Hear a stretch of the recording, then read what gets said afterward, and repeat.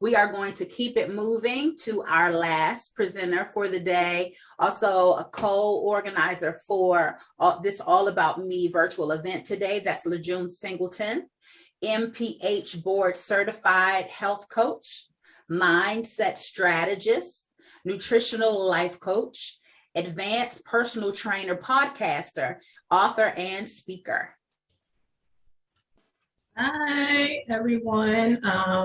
Thank you guys for sticking with us this long. It has been a good process. It has been long, but I thank you guys so very much. I'm going to talk about self-sabotage. That's some behaviors that we want to end in this new year.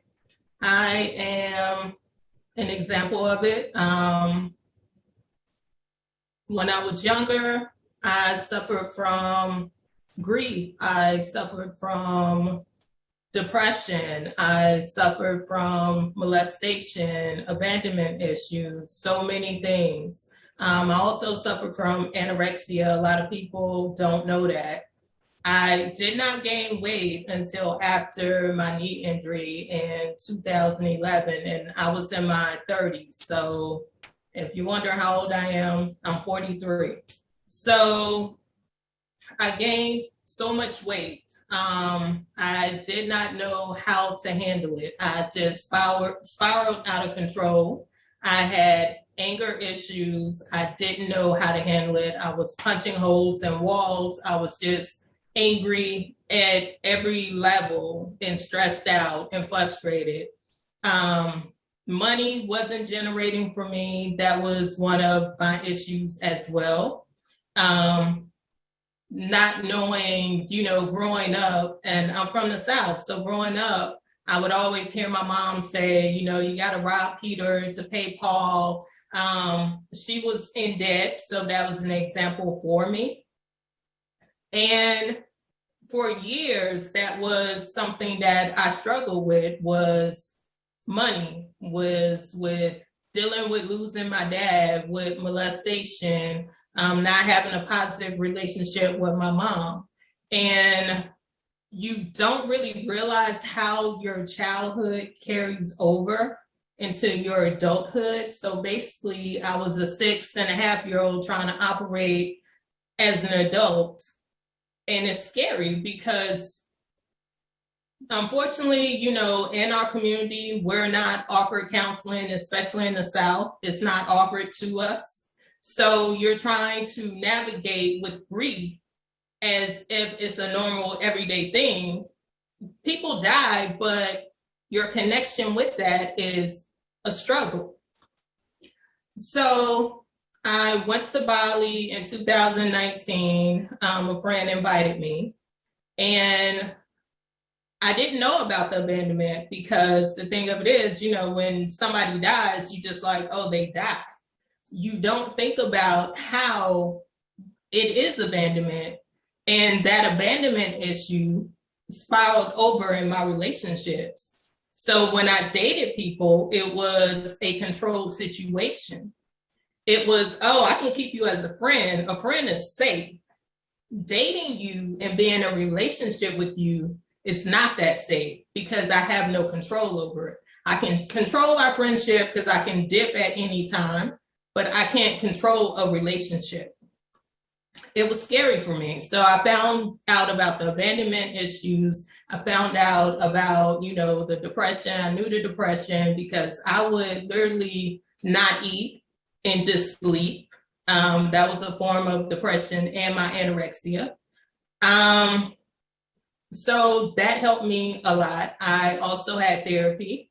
I wrote a letter to my mom, and I went to therapy after being sexually assaulted. And my mom's response was, oh, I got your letter.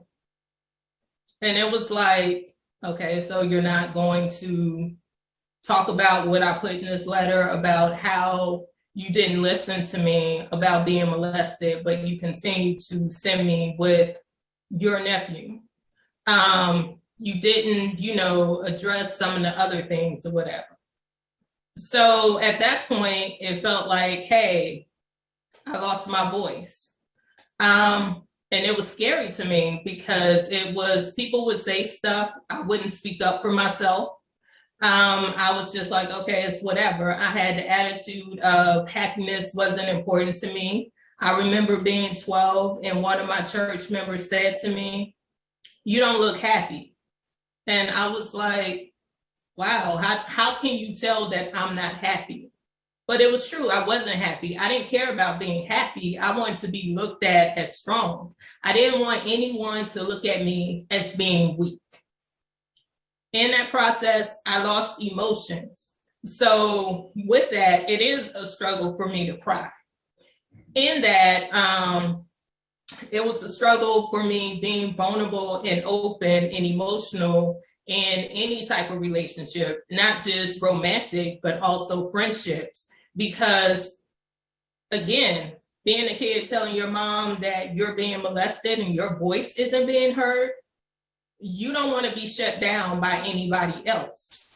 So I had to learn how to, and I'm still learning, how to be emotional, how to be vulnerable, how to find my voice, not just, with myself personally. Like I said earlier, I lost a friend. It was hard for me. I cried and I would stop crying immediately. And then I would start back crying. Then I would stop crying because I couldn't really connect my emotions. With that being said, a lot of us have experienced traumas in our lives, from parents, from relationships, from what friendships, whatever the case may be. Get that help that you need. Get therapy, get coaching. If you got to do a virtual retreat, if you are open to going to a physical retreat, please go. Because I'm telling you, within that 7 days, it changed my life. The people after the retreat told me I looked different than when I first came in. And I felt different. When I came back to Maryland, everybody was at work was like, "You seem different." I was different. That growth is continuing to happen. Not saying that, oh, I went to Bali, and sometimes things happen where I get frustrated, still get frustrated financially, but I still have to stay positive, because things don't happen if you allow your frustrations, your stress, and your worries get the best of you. Things don't pour into your life because you're so focused on the negativity. You're not focused on what steps you can take to make that transition. Another thing that I had to learn was I had to stop expecting things from other people and start expecting things from myself. We sit back and we, wait for other people to do things for us. Hey, sometimes you got to step up and do it yourself. And it's okay, because it's okay when people say no to you. That is their boundaries, just like you have to set your own boundaries for yourself. But don't sit around waiting for somebody else to pat you on the back, to give you that high five, to, give you those accolades. If you know you are doing well, keep that in mind. Be okay with, my mom is not always gonna pat me on the back. My best friend is not always going to be able to be there for me.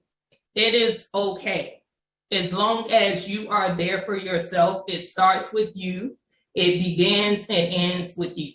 Nobody else. You are not in competition with no one but yourself. So each day you should become a better you. So I'm becoming a better me than what I was yesterday.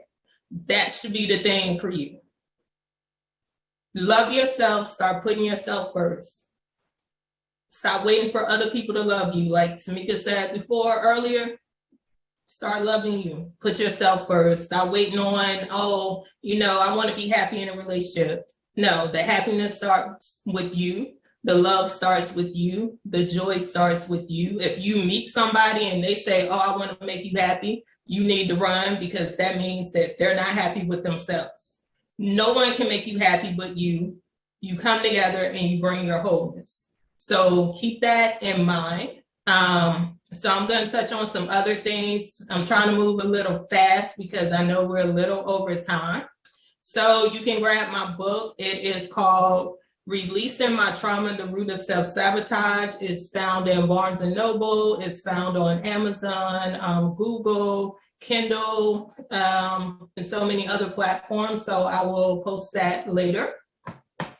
So I want to show you guys some quick exercises because we are going back to being at home. And let's literally stop with the excuses of, well, I can't go to the gym. It is stuff you can do at home that is so simple. You can walk around the neighborhood, you can take a jog. There's so many things you can do. You can do stuff on your couch, on your chair. So I'm gonna actually show you an exercise. Some of my clients hate this when we do virtual. So you literally stand up in a chair. You can use a water bottle or you can use your hand or weight. You're just doing this. Coming up, coming down. Coming up, coming down. Pretty basic. All right. Another use for a foam roller. I typically buy my clients this, not just for foam rolling, but also to exercise. And this is what I have them do with it. So this is a total body workout.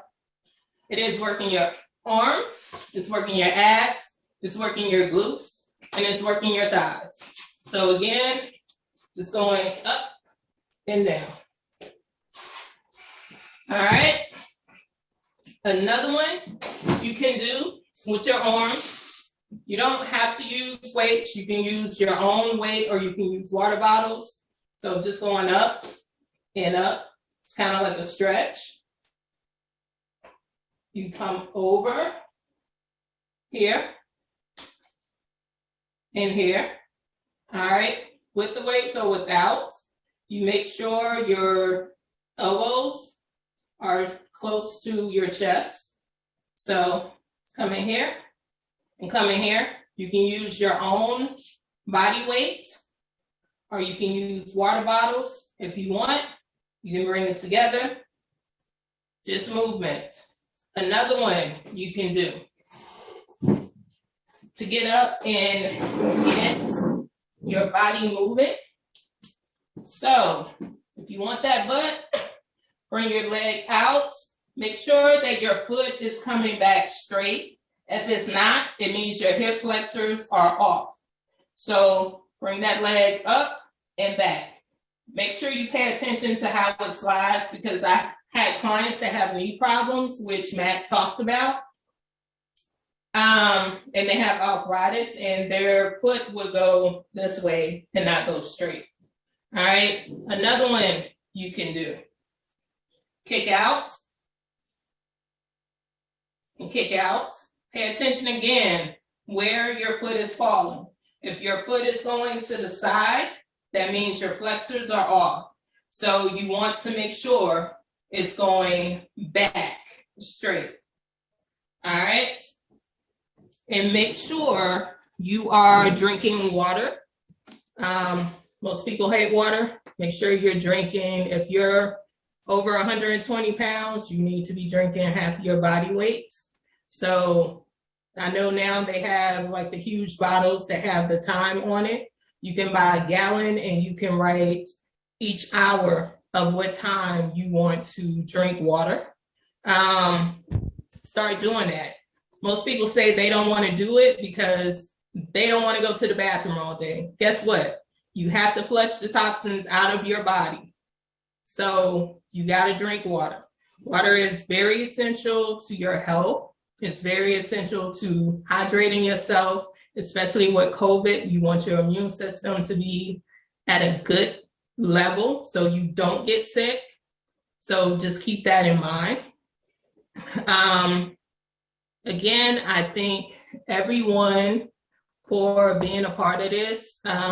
Sorry, it kind of seems rushed, but you know, we've had people on since 9 o'clock earlier.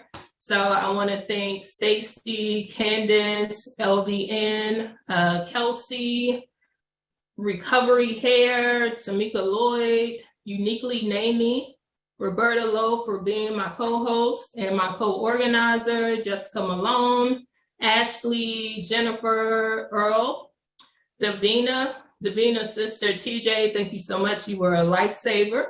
Destiny, Matt, and Amanda. And thank you, Cynthia. You were a great MC. I appreciate everyone for tuning in to this part of becoming healthier in 2022. Please commit to that. Commit to releasing self-sabotage. Commit to releasing grudges and unforgiveness. Forgive yourself. Forgive whoever did something to you, because trust me, the only person you are hurting is yourself. They don't remember what they did, or either they don't care. It doesn't really matter at this point. It's in the past. If it happened yesterday, it's in the past. So let it go, okay?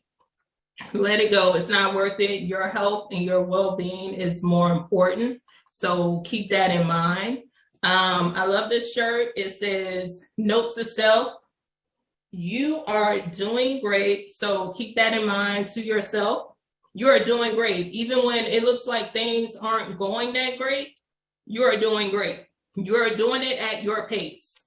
Keep that in mind. It's at your pace, your speed, nobody else's. You are only competing with yourself every day. Keep that in mind. So thank you guys so much. Roberta, is there anything you want to say before we wrap up? Yeah, I just want to piggyback and just say thank you all for tuning in for such a lengthy health and wellness event. I know it was tons of jewels that were dropped, a lot of takeaways. Really, the overall takeaway that I would actually say, the N word that's coming to mind is declutter. Declutter your mind, declutter your life, declutter what's around you. And that way you'll be your best self for 2022. And so we just really are very appreciative of everybody coming on, of all the presenters and the sponsors that have put in their time and effort and their expertise to drop the jewels for all of the participants that's on today. So thank you so much.